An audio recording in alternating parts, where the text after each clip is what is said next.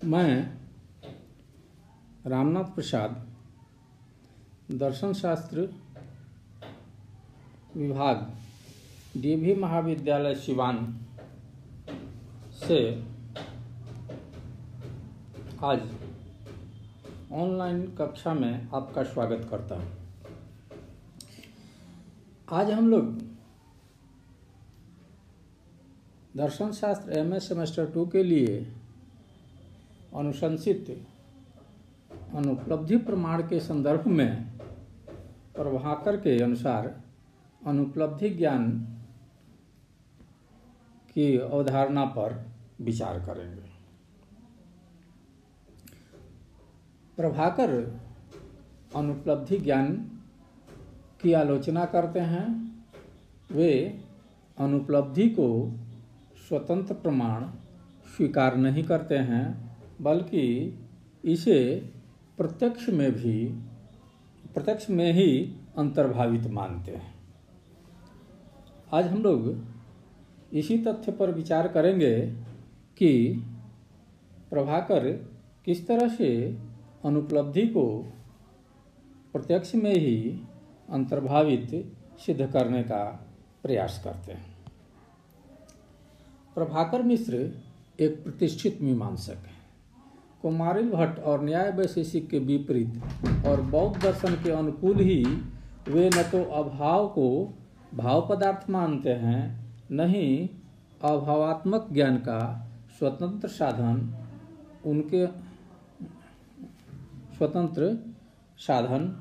उनके अनुसार अभाव अधिष्ठान का अभाव से युक्त विशेष गुण नहीं है, बल्कि अधिष्ठान की रिक्तता मात्र है। न्याय और वैशेषिक के विपरीत तथा कुमारिल से असहमत होते हुए प्रभाकर अभाव की सत्ता को भी अस्वीकार करते हैं। वे अभाव को भी पदार्थ नहीं मानते हैं और नहीं वे अनुपलब्धि को प्रमाण मानते हैं। हाँ, वे निषेधात्मक ज्ञान को स्वीकार करते हैं। उनके अनुसार अभाव किसी अधिष्ठान की विशेषता नहीं है, बल्कि अधिष्ठान की रिक्तता है।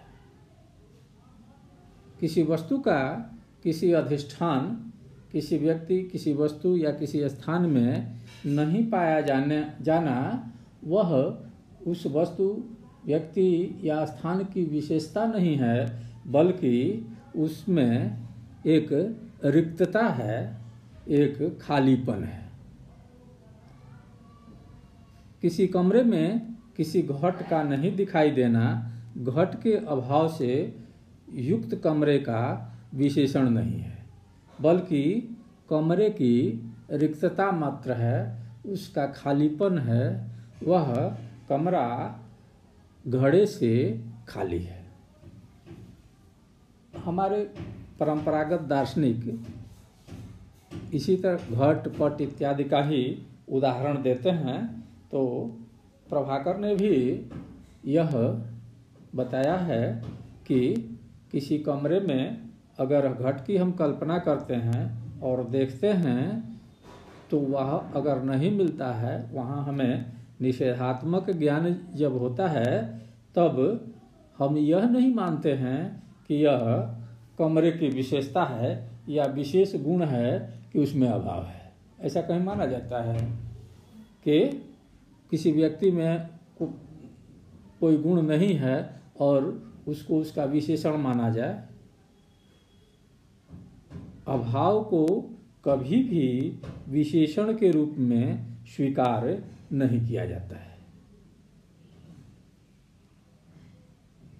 किसी भी व्यक्ति के संदर्भ में, किसी भी वस्तु के संदर्भ में अभाव को विशेषण के रूप में कभी भी परिभाषित नहीं किया जाता है।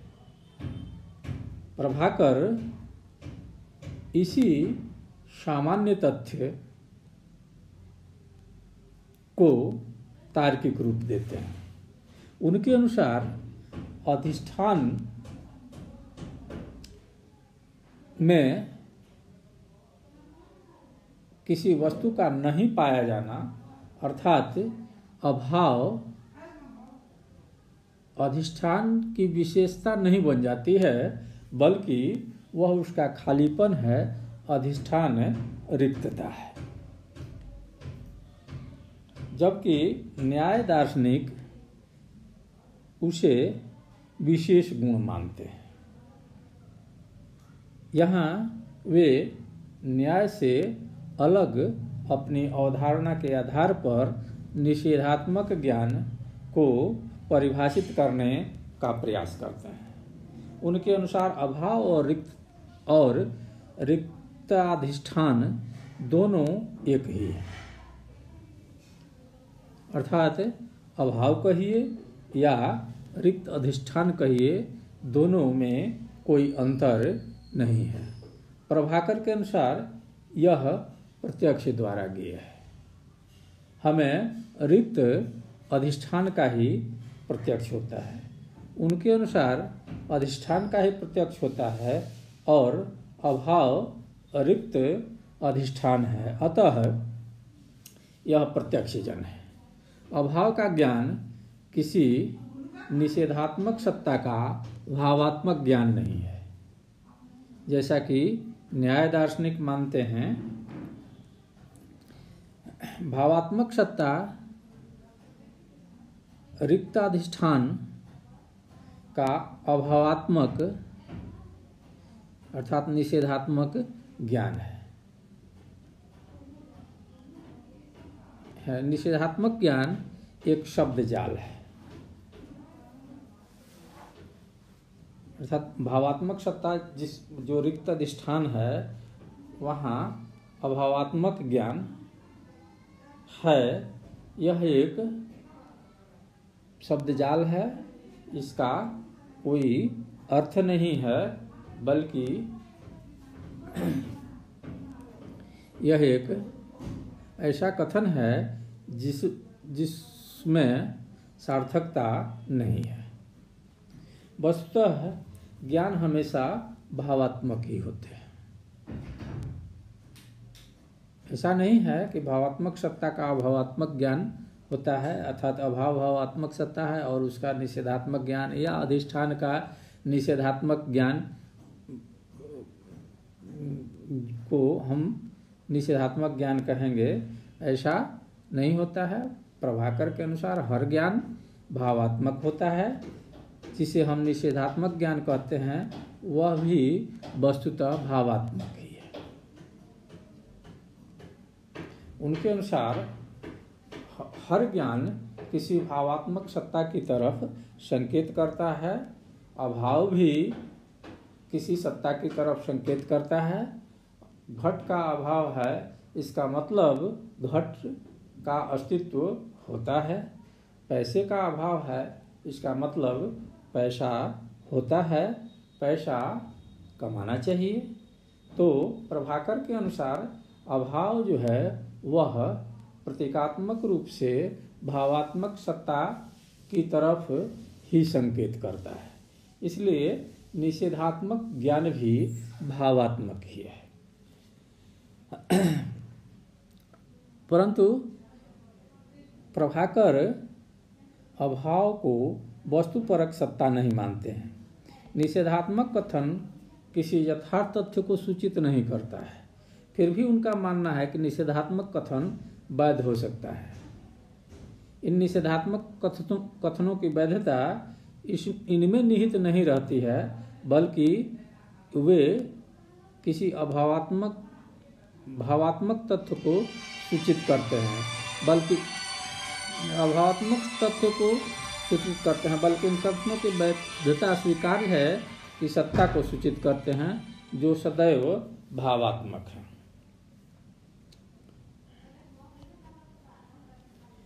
भाटमीमांसक और वेदांत दार्शनिक निषेध विषयक प्रभाकरों के मत की समीक्षा कर अनुपलब्धि को स्वतंत्र प्रमाण सिद्ध करने का प्रयास करते हैं। भाट मीमांसकों के अनुसार प्रभाकर द्वारा रिक्त आधार कहने का अर्थ है वह आधार जो प्रत्येक वस्तु से रिक्त है। ऐसी स्थिति में यहाँ घट नहीं है, ऐसा ज्ञान क्यों होता है? प्रभाकर न्याय दर्शन की आलोचना करते हैं कि इसे अधिष्ठान का विशेषण नहीं माना जाना चाहिए अभाव को, परंतु वेदांत दर्शन इनकी आलोचना करता है कि ऐसा नहीं करने से हम अभाव ज्ञान की व्याख्या नहीं कर पाएंगे, क्योंकि रिक्त आधार कहने पर इसमें किस वस्तु का अभाव है यह परिभाषित नहीं किया जा सकता है। इसी तरह प्रभाकर रिक्त आधार और वस्तु के अभाव को एक नहीं मानते, एक ही मानते हैं। प्रभाकर रिक्त आधार और वस्तु के अभाव को एक ही मानते हैं, परंतु रिक्त आधार का अर्थ है वह आधार जिस पर सभी वस्तुओं का अभाव हो। वस्तुओं का अभाव और किसी निश्चित वस्तु के अभाव में भेद है। फिर वही समस्या कि यहाँ फिर से अभाव को परिभाषित करना संभव नहीं हो पाएगा। भूतल पर कोई वस्तु उपस्थित है तो रिक्त आधार की संज्ञा नहीं दी जा सकती है। मान लीजिए जैसे धरती जमीन है और हमें घटाभाव की व्याख्या करनी है। हम अगर देखते हैं कि जमीन पर चटाई पड़ा हुआ है या पट पड़ा हुआ है, कपड़ा पड़ा हुआ है या कालीन बिछा हुआ है, तो भूतल तो खाली नहीं है, तब हम घटाभाव की व्याख्या कैसे करेंगे? भूतल पर कोई वस्तु उपस्थित है तो रिक्त आधार की संज्ञा नहीं दी जा सकती है उसे। वैसी भूतल जिस पर घट उपस्थित है और पट नहीं है, तो यहाँ पट नहीं है ऐसा ज्ञान कैसे होगा?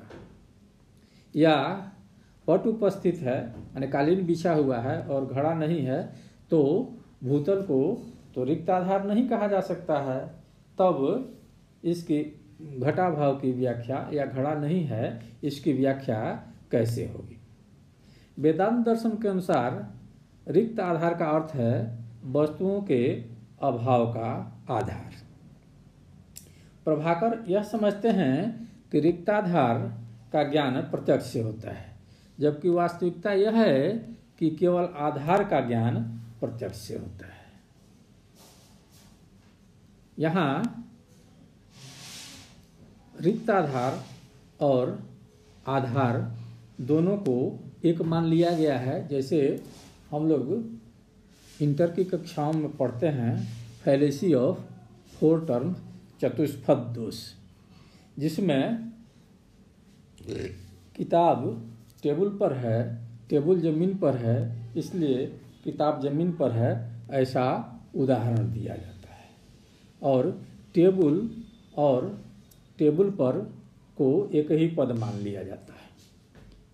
वैसी ही व्याख्या शंकराचार्य के अनुयायी वेदांत दार्शनिक धर्मराज ध्वरेंद्र इत्यादि करते हैं कि प्रभाकर जब कहते हैं कि रिक्ताधार का प्रत्यक्ष होता है, तो रिक्ताधिष्ठान का दर्शन उनको कैसे होता है? वे रिक्ताधिष्ठान और अधिष्ठान दोनों को एक ही मान लेते हैं, जबकि दोनों अलग अलग हैं। आधार के रिक्त होने का ज्ञान अभाव का ज्ञान है, न कि आधार का ज्ञान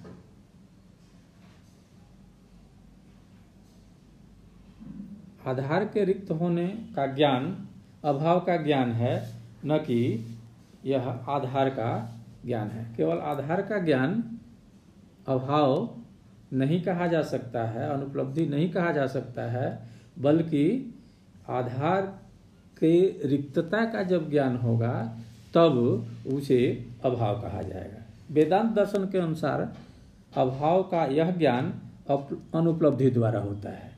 जब तक आधार में अभाव का ज्ञान नहीं होगा तब तक रिक्ताधार का ज्ञान संभव नहीं है। इस प्रकार रिक्ताधार का ज्ञान अनुपलब्धि के बिना संभव नहीं है।